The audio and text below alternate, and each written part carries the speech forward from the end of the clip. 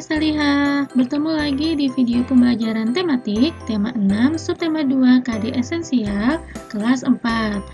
Apakah kalian sudah siap untuk belajar? Sudah ya? Kalau begitu, kita langsung masuk ke muatan pertama, yaitu Bahasa Indonesia di kegiatan belajar 1, dengan KD 3.3, menggali isi dan amanat puisi yang disajikan secara lisan dan tulis dengan tujuan untuk kesenangan.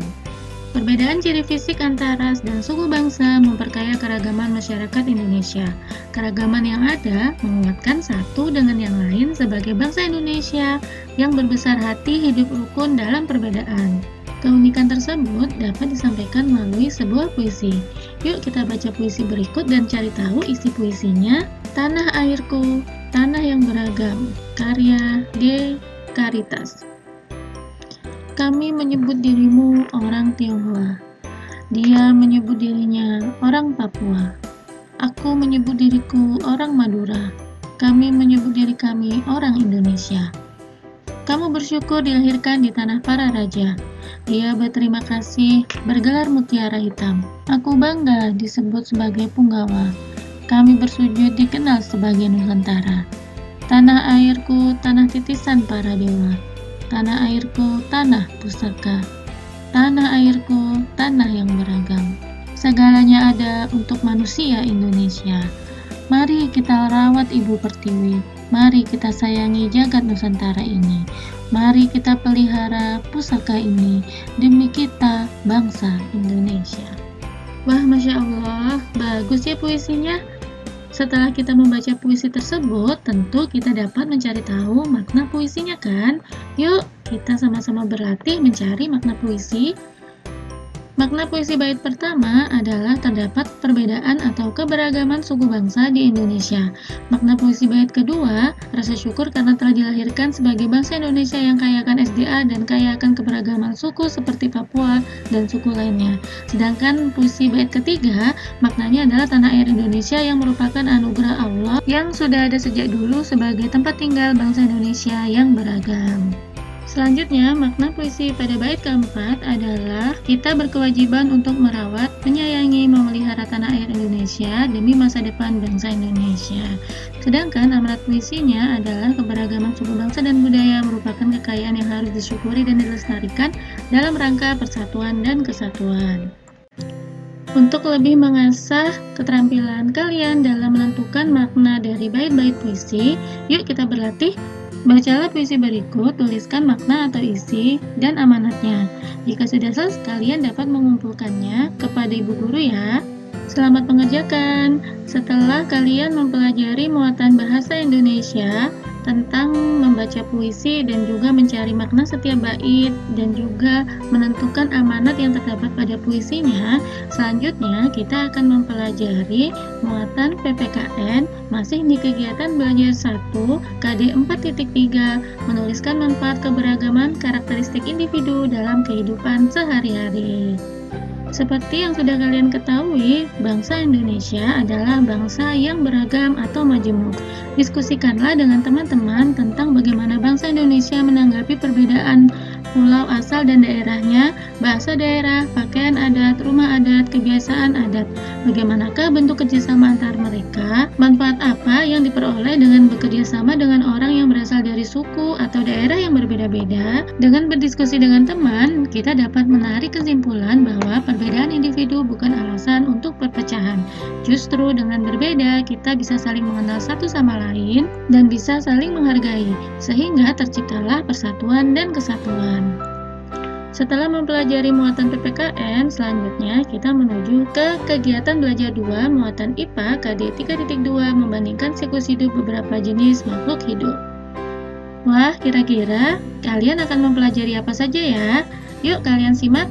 Tahapan pertumbuhan hewan dari kecil sampai dewasa disebut daur hidup hewan. Pada daur hidupnya ada hewan yang mengalami perubahan bentuk, ada juga yang tidak. Hewan yang mengalami perubahan bentuk tubuh dalam daur hidupnya dikatakan mengalami proses metamorfosis.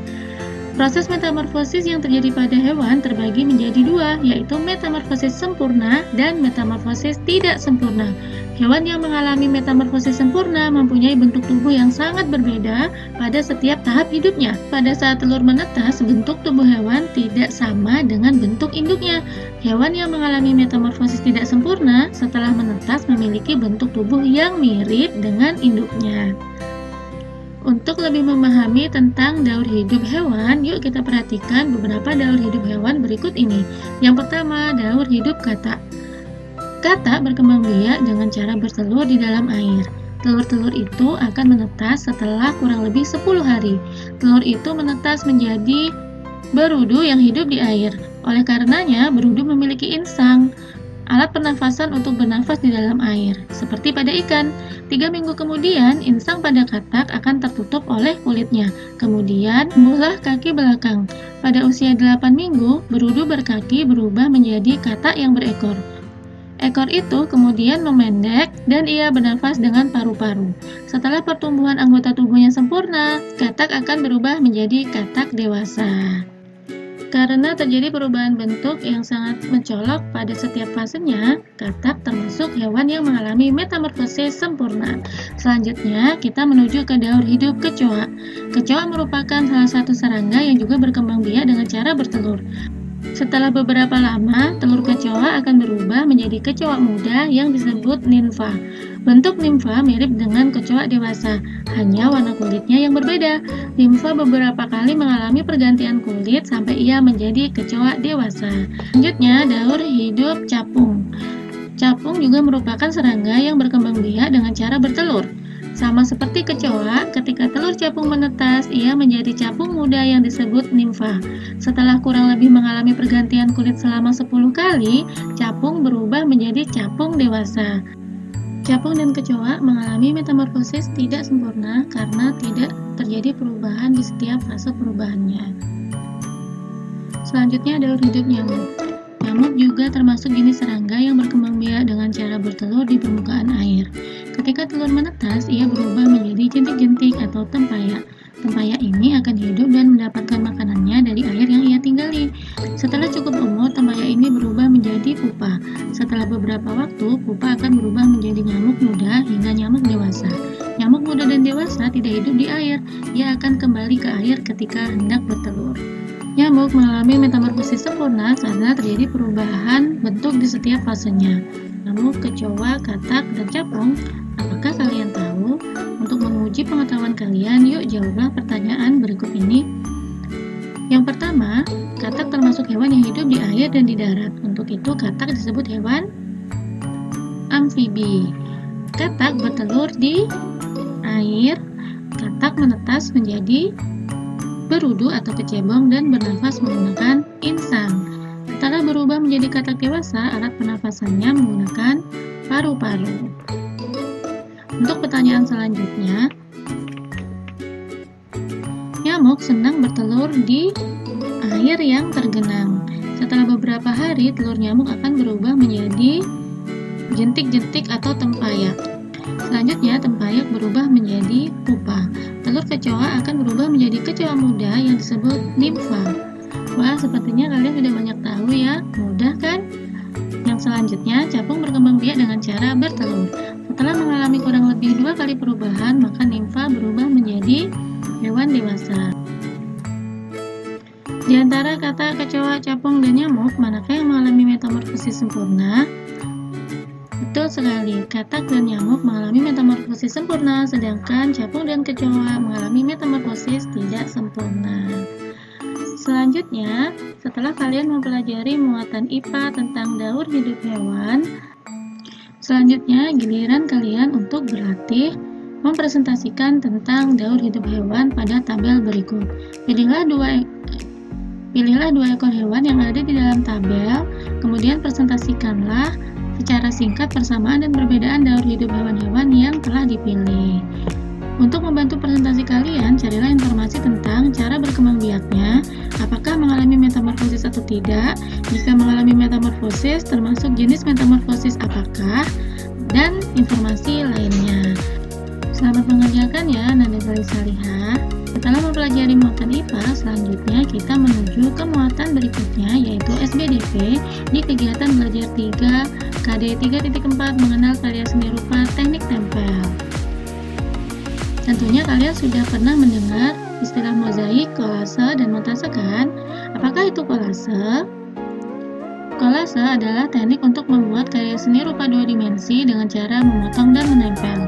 Bahan yang digunakan terdiri atas berbagai bahan seperti kertas, kain, kaca, logam, kayu, dan lainnya yang ditempelkan pada permukaan gambar. Berikut langkah-langkah untuk membuat kolase. Yang pertama, menyiapkan bahan antara lain lembar kertas, bisa kertas koran atau kertas sketsa atau gambar, 2 lem, ketiga gunting, keempat koran bekas, dan kelima gambar. Langkah-langkah membuatnya adalah yang pertama, menyiapkan gambar pola pada selembar kertas, kemudian membuat potongan-potongan bahan, yang ketiga, menempelkan potongan-potongan bahan di pola gambar yang sudah disiapkan. Selanjutnya adalah karya seni rupa teknik tempel montase. Montase merupakan karya seni yang dibuat dari berbagai foto atau gambar yang digabungkan dengan gambar tangan. Gambar-gambar tersebut bisa terdiri atas berbagai macam gambar yang berasal dari foto, majalah, atau bahan lainnya. Gambar-gambar itu diatur sedemikian rupa sehingga membuat gambar baru yang mencapai makna. Alat dan bahan yang diperlukan antara lain yang pertama kertas gambar, kedua gambar-gambar yang sudah ada termasuk salah satunya gambar rumah ibadah, ketiga lem kertas, keempat gunting, dan kelima alat gambar seperti pensil, spidol, dan pensil warna. Cara kerja atau cara membuatnya adalah sebagai berikut. Pertama, potong atau guntinglah gambar-gambar yang telah disiapkan mengikuti bentuknya. Kedua, tempel gambar-gambar tersebut pada kertas gambar dengan menggunakan lem kertas. Gambar tersebut disusun sesuai cerita yang ingin kita sampaikan. Terakhir, sempurnakanlah karya montase dengan menambahkan gambar tangan. Berikut adalah contoh karya seni rupa teknik tempel montase. Wah, bagus ya hasilnya, dan mudah juga kan membuatnya. Selanjutnya, kita akan membahas tentang karya seni rupa teknik tempel mozaik. Mozaik adalah pembuatan karya seni rupa 2 atau 3 dimensi yang menggunakan bahan dari kepingan-kepingan yang sengaja dibuat dengan cara dipotong-potong atau sudah dibentuk potongan. Potongan-potongan tersebut kemudian disusun dengan cara ditempelkan pada bidang datar menggunakan lem. Kepingan benda-benda itu antara lain kepingan pecahan keramik, potongan kaca, potongan kertas, potongan daun, dan potongan kayu. Untuk membuat garis yang membatasi ruangan atau bidang, digunakan tempelan-tempelan yang berbeda warna. Mozaik dibuat dari bahan-bahan yang sifatnya lembaran atau kepingan, yang kemudian ditempel pada bidang datar sehingga membentuk sebuah gambar. Langkah-langkah membuat mozaik antara lain yang pertama, menyiapkan alat dan bahan antara lain kertas origami, kertas koran atau majalah bekas, dan biji-bijian. Kedua, lem, ketiga pensil, keempat penghapus, kelima kertas gambar A4, dan terakhir gunting atau pelubang kertas. Selanjutnya, buatlah sketsa atau gambar pola pada buku gambar sesuai dengan keinginan kita, misalnya seperti gambar berikut.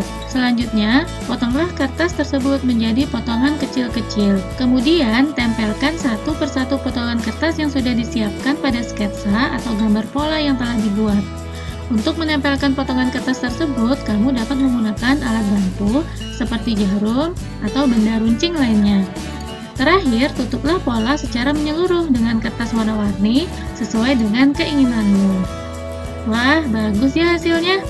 Kalian bisa mencoba membuatnya di rumah ya.